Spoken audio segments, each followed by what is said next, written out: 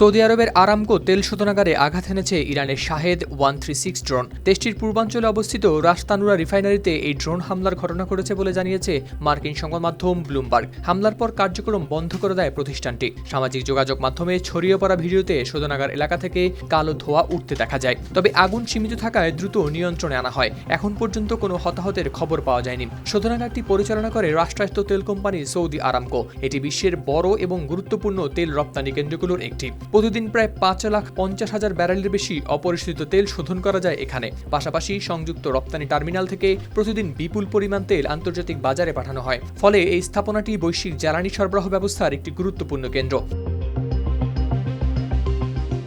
Shea butter ও vitamin সমৃদ্ধ lily beauty soap, তারুণ্যময় উজ্জ্বল ত্বকের জন্য।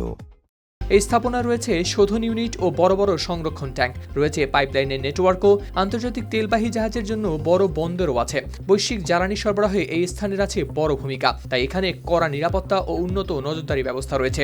এশিয়া, ইউরোপ ও যুক্তরাষ্ট্রে তেল রপ্তানিতে রাস্তানুরা খুবই গুরুত্বপূর্ণ। হামলার পর সতর্কতামূলক ব্যবস্থা হিসেবে শোধনাগারের কার্যক্রম সাময়িকভাবে স্থগিত করা হয়েছে বলে জানা গেছে। বিশ্লেষকদের মতে রাস্তানুরার মতো গুরুত্বপূর্ণ স্থাপনায় আঘাত আন্তর্জাতিক তেলের বাজারে অস্থিরতা সৃষ্টি করতে পারে এবং অপরিচিত তেলের দাম বাড়ার ঝুঁকি তৈরি হতে পারে।